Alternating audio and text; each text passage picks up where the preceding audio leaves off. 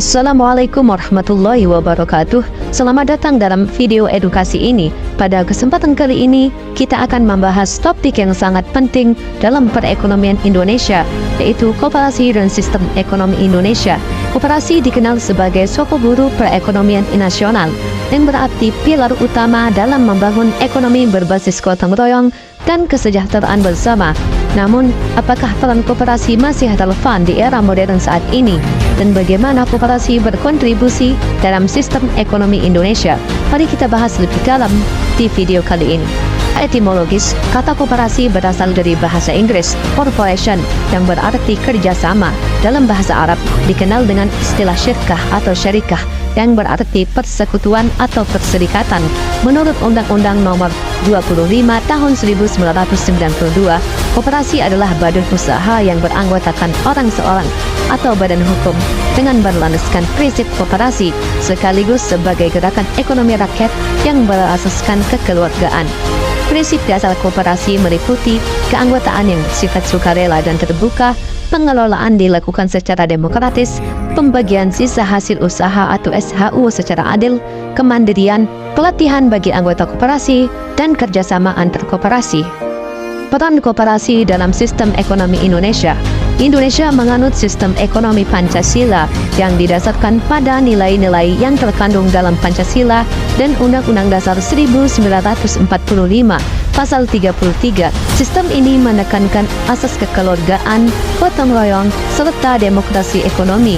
Beberapa ciri utama sistem ekonomi Indonesia antara lain: ekonomi berbasis kekeluargaan, negara menguasai sektor strategis, kebebasan memilih pekerjaan, dan kesejahteraan sosial.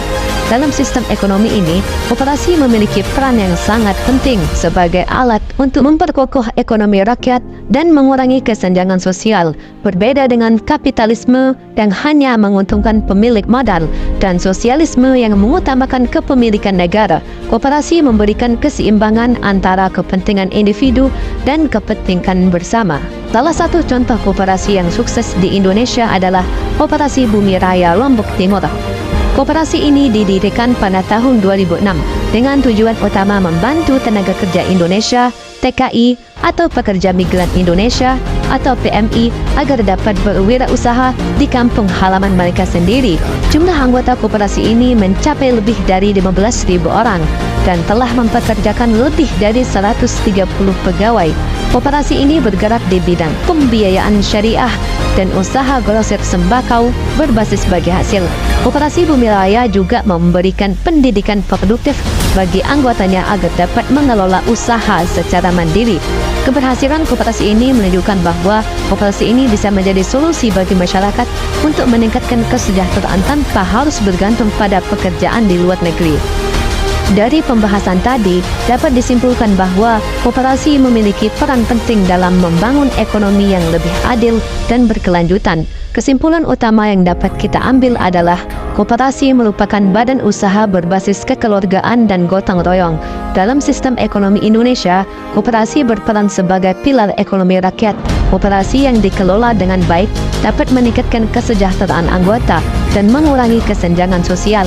Contoh sukses seperti Koperasi Bumi Raya membuktikan bahwa koperasi bisa menjadi alat pemberdayaan ekonomi yang efektif. Oleh karena itu, peran koperasi harus terus diperkuat dan dikembangkan agar semakin banyak masyarakat yang mendapatkan manfaatnya. Bagaimana menurut Anda? Apakah koperasi bisa menjadi solusi utama dalam meningkatkan ekonomi Indonesia? Jangan lupa share video ini agar lebih banyak orang memahami pentingnya koperasi dalam perekonomian kita. Terima kasih telah menonton. Sampai jumpa di video edukasi berikutnya. Wassalamualaikum warahmatullahi wabarakatuh.